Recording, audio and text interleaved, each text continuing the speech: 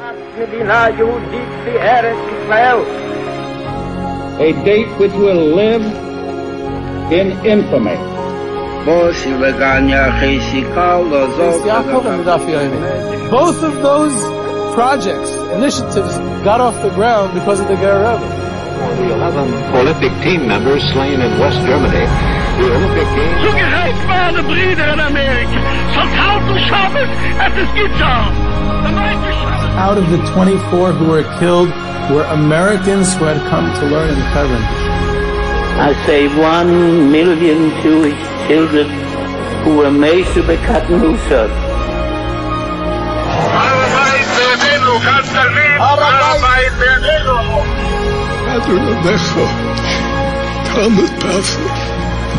Whoever heard such beautiful words? It is never too little. It is never too late. And it is never enough. Jewish History Soundbites, bringing alive the world of our glorious past. Here is our host, live from Jerusalem, Jewish historian and tour guide, Yehuda Geber. Welcome everyone to Jewish History Soundbites. This is Yehuda Geber with another episode of Jewish History Soundbites. And this episode has been generously sponsored as a schus for the refuah shalema of the Mir Mashkiach or Baron David ben Sivia Leah. He should have a refuah shalema.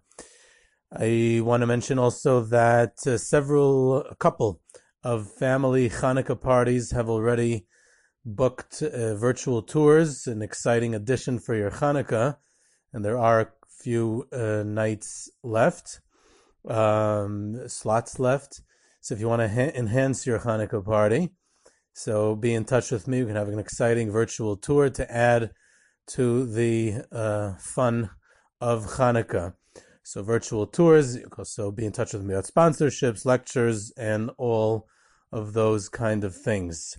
So tonight we'll be speaking a little bit about Rabbi Mordechai Elefant. I actually want to thank legendary Jewish History Soundbites listener Eli Neuberger with his vast knowledge and his input for this episode as well as for many other episodes as well.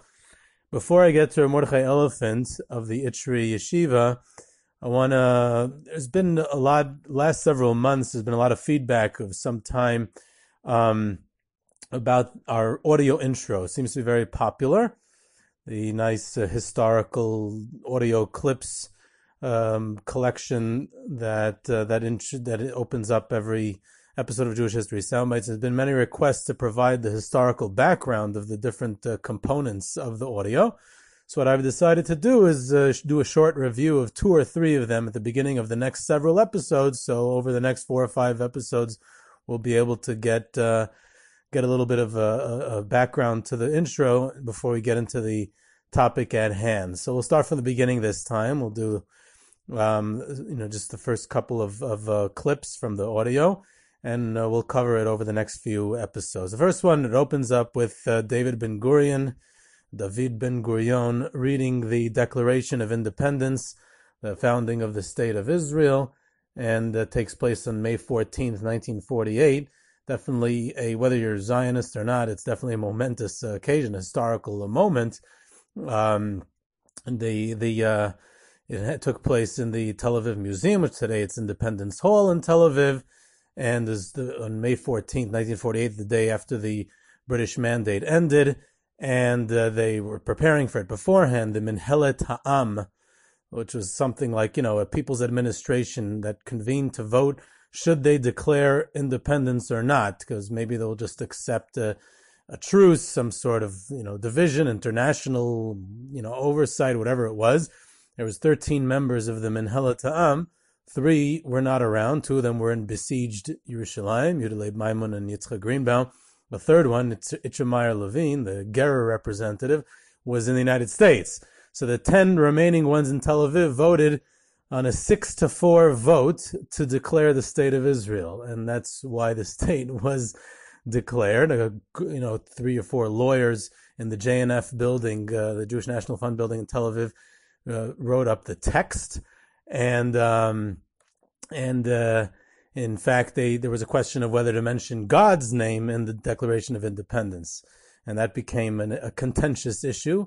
And And the compromise that Ben Gurion suggested was to mention Tzur Yisrael, the Rock of Israel. And he asked, please don't put God up for a vote, and everyone can interpret what the Rock of Israel means for them. Then they had to decide on what this country is going to be named. Is it going to be called Judea, Zion, Aver, from the Aver Hanar, from the ITRI, Eretz Yisrael, Tziona, Herzliya, all these different names, and eventually in a 6-3 vote, they decided on Israel. So all these little votes that had big ramifications. But the funniest part of the Declaration of Independence is that the final draft was supposed to be brought from the Jewish National Fund building to the Tel Aviv Museum building by a fellow named Zev Sherf, who forgot to arrange transportation. So he goes outside and he flags down a car and asks the driver, who was driving a borrowed car without a license, to take him to the ceremony. And the guy wasn't interested in driving him. So finally he persuaded him to take him. The car was stopped by a cop because he was speeding. And eventually he gets there. The ceremony was supposed to start at 4:00, and he comes tearing into the hall with the text of the Declaration of Independence, and Ben Gurion read it. So that's the first clip. The second clip that we have is President FDR, Franklin Delano Roosevelt, announcing the Japanese attack on Pearl Harbor, which took place on December 7th, and he spoke about it the next day on December 8th. Which brought the United States into World War II. He asks Congress to declare war on the Imperial Japanese Empire, which was the last time the United States declared that, and a few days later against Nazi Germany, was the last time the United States ever declared war. All the other wars of the 20th century were fought without an official declaration of war from the United States Congress, which is what the Constitution mandates for war. And here Roosevelt made the immortal words of the United States entering the war: "This day will live in infamy." The third one is on Yud Shvat on 1951. In 1950, on Yud Shvat, the Hebrew date of Yud Shvat, the Frierdiker Rebbe, the previous Lubavitcher Rebbe, Rabbi Yitzchak Schneerson, passed away. For an entire year, it wasn't clear who would become the next leader. We spoke about that in one of our episodes about the Rebbe's rise to leadership. And exactly a year later, on the yard site of the previous Rebbe, the Rayatz, so Reb Menachem Mendel Schneerson, the next Rebbe, the son-in-law of the previous Rebbe, he gets up and he delivers his first mimer, which is known as the Basi Legani mimer, his first talk as a Rebbe, which, if you want to know the content, you got to ask someone who actually knows what he's talking about. But it was a very historical mimer, the Basi Legani, that he said on the yard site of his father-in-law, because that's what made him become the Rebbe. So that was the first three of the audio intro. Now we get to Rabbi Mordechai Elefant, someone who was an amazingly talented individual, a brilliant Torah scholar, very funny, phenomenal sense of humor, energetic, a visionary, a builder, a fundraiser, and perhaps the best adjective to describe him is very highly eccentric individual. And all these are descriptions of Rabbi Mordechai Elefant, and very, very unique figure in history, and made history himself in many ways. So we'll talk a little bit about him. In fact, recently, Rabbi Penny Dunner published some rough transcripts of the talks that he had, some sort of memoir of his. And it's an interesting and somewhat bizarre collection of memories, stories, anecdotes, and assessments. Some of them are actually true, many of them less so. Rabbi Mordechai Elefant tended to embellish things from time to time, and he had some spotty recollections of events years later. So I'll give you a few minor examples that I found. Again, it's full of them. Almost every page you have mistakes, or, I don't know what to call them. One of them, he mentions being with Rav Aharon Cohen, the Rosh Yeshiva of Hebron, during the 6-Day War, which is very interesting that they spend time together during the 6-Day War, because there's a slight technical issue with that. The fact that Rav Aharon Cohen passed away 6 years before the Six-Day War in 1961. So, I don't know how that get-together actually took place. He also mentions how a whole story with Rebel Lapian and driving him from Kfar Hasidim, from the north of the country to Yerushalayim, to Hebron, to daven at the Ma'aras Machpelah on the 5th day of the Six-Day War. So it sounds almost wild that it was during the war and they were driving into this, into the Ma'aras Machpelah, and it was, and he points out that it was a Sunday, and that Sunday was the 5th day of the Six-Day War. So that again is incorrect. Sunday was the day after the Six-Day War was already over. The last of the 6 days of the Six-Day War was on Shabbos. The next day, it was way over. An overwhelming victory. The Israeli army was way past the West Bank. They're on the road to Amman. And therefore, it's still an amazing story if it's true, but it's definitely much more plausible that he went to the Ma'aras Machpelah at that point. He also cites a story of Reb Chaim Oizer coming to Reb Chaim Mezel, the rabbi of Lodz, for a haskama on his sefer. And so what's interesting about this story is that Reb Chaim Oizer published his sefer 10 years after the passing of Reb Chaim Mezel, so so it's unlikely that Reb Chaim Oizer would have asked him for a haskama. There's also a story with the Chavetz Chaim that never took place, about Meir Simcha and the closing of Alazhin, which is, completely fabricated from beginning to end. I discussed part of it in the Myths of the Chavetz Chaim episode, but there's more details there. There's also a very inaccurate version of how Reb David Lifshitz was saved from the war. It makes it seem like he was already under Nazi occupation when he was saved, when he was not. He was under Soviet occupation. Either way, these are just a few small examples. There's tens more. I'm not sure how the editing worked on that memoir. It seems to be a very rough draft. All memoirs in general should be read with caution, but this one with extreme caution, which makes the title of the memoir even more ironic. It's titled "An Elephant Never Forgets." So I guess we can make a subtitle, "Except When He Does." But either way, this is just about that's just to get it off my chest. Getting back to him as a personality, he was an amazing person. He was unquestionably a unique individual, one of the most energetic builders of Torah in recent times. That's unquestioned, and he deserves an amazing amount of credit for what he was able to achieve in that regard. He came from a Hungarian Jewish family. He was born in New York. He went at a young age to Ner Yisrael in Baltimore. Later, he was in Lakewood by Rabbi Kotler. And later on, he was in Beit Talmud, one of the early students of Beit Talmud. He was very, very close. His primary Rebbe was Leib Malin. He was devoted to him and spoke about him a lot. That was his primary Rebbe that he studied under and followed. He married Goldie Herman. Goldie Herman was the daughter of Reb Nachum David Herman. Nachum David Herman was the only son of the all for the boss Reb Yaakov Yosef Herman, who had mostly daughters. This was his son, Reb Nachum David, and this Reb Nachum David Herman, who was a rabbi first in Williamsburg and then later in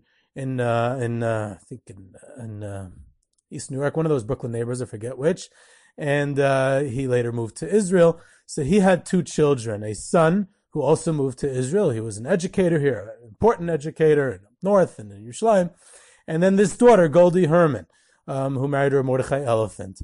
And the Elefants, unfortunately, never had children of their own. They passed away childless. Very tragic. But he, in the mid-1950s, the couple moved to Israel. He studied by the Brisker Rov in Yerushalayim. It was probably by Reb Leib's inspiration that he did so, in all likelihood. And he lived actually before that for a short time in Bnei Brak. And he was very close with Reb Chatzkel Levenstein, the Mashgiach in Panovich at the time, and also Rav Shach.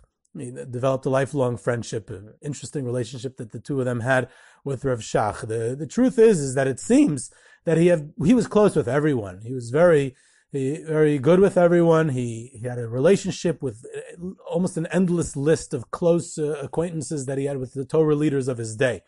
So he goes on to found ITRI. ITRI stands for, the acronym is Israel Torah Research Institute. It was also named something Avraham, or Tiferes Avraham, something Avraham, for his wife's other grandfather, an amazing person also, Rabbi Avram Horowitz, Rabbi Nachum David Herman's father-in-law, who was a real tzaddik, a unique individual for his time.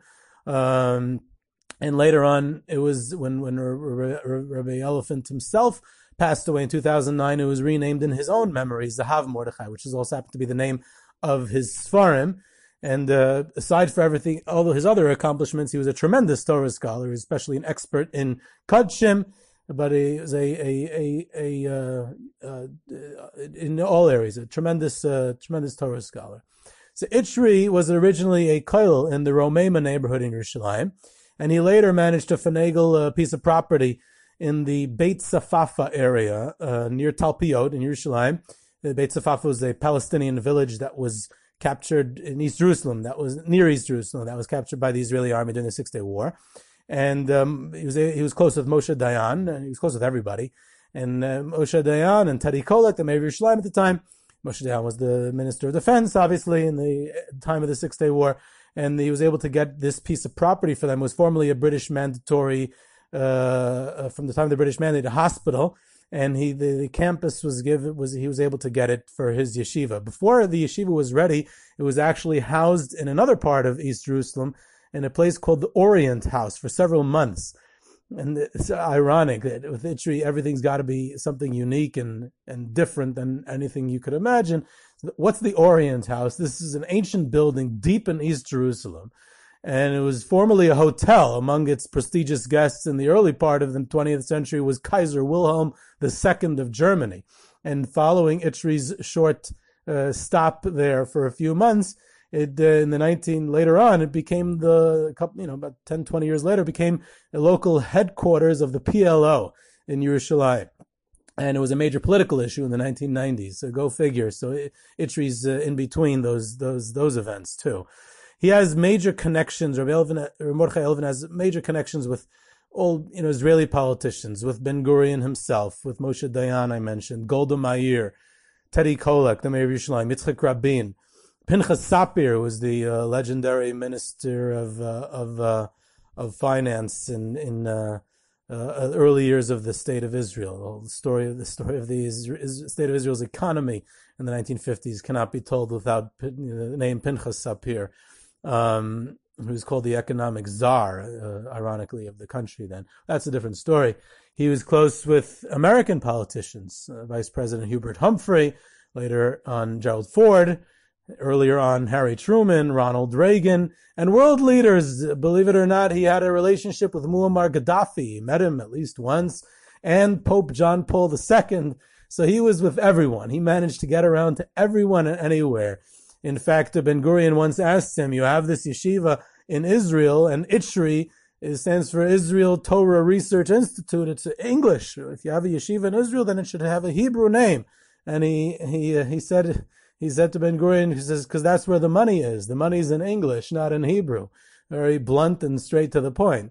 Golda Meir actually came once to visit the yeshiva, and she had to go into the Ezras Nashim. She wasn't able to come into the Beis Medrash, but she managed. She was there, and she came for a ceremony. She respected the place. It's interesting that he hosted. I don't know how many yeshivas hosted people like Golda Meir. Now, he devoted considerable time in his early years, in the early years of the yeshiva, and energy to translating the Rambam's medical writings into English. And this was a project done in conjunction with the Weizmann Institute in Rehovot. And its sole purpose was to be eligible for all kinds of funding from government grants and institutions and private donors. It was a great gimmick that he came up with. He had phenomenal fundraising endeavors. He also had an eye for talent. That might have been his most lasting legacy within the ITRI Yeshiva. Amazing eye for talent. He hired, he was never at the center stage within the yeshiva. He was always busy fundraising, though he did give a shir. And he brought in a cadre of staff who were, every prospect. He hired him and had them give a shir in the yeshiva. At one point, he even tried getting Rav Shach involved. That didn't work out, and others. But he had, of course, Reb Shlomo Fisher, who took over after his passing as the Rosh Yeshiva and has since retired. Rav Shlomo Fisher, Rav Nosson Kamenetsky came in the late 1960s, and he was a Rebbe in the ITRI Yeshiva. He also did administrative work there. Reb Shmuel Auerbach, Reb Shlomo Zalman's son, who later on had his own yeshiva. Reb Michal Zilber, who today is the Rosh Yeshiva in Zvil, but he started off there. Another Yerushalmi, great Torah scholar, Reb Yossel Tzeinvert, who I knew. He lived right near the Mir Yeshiva.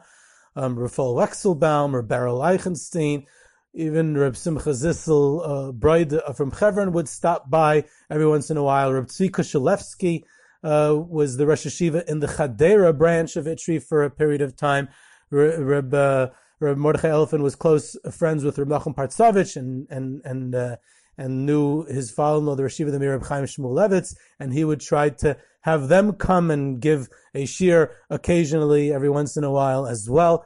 Many other prominent visitors, he would come and have them deliver an occasional talk, like, once a year, once every 10 years, whatever, to expose his students to as many type of people as possible. At its heyday, ITRI had several hundred students, mostly American, but there were some Israeli.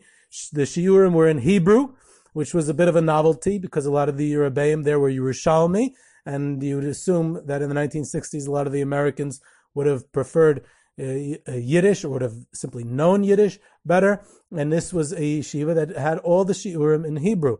In fact, Reb Chaim Shmulevitz did not want to give a guest shiur in the yeshiva, and the way he was able to push him off for a while was by saying that his Hebrew wasn't good enough, and that's why he wouldn't come. But eventually he came once or twice and gave also. Now, ITRI, the main ITRI Yeshiva, was just one of many institutions that he opened. He kept on opening more and more and more.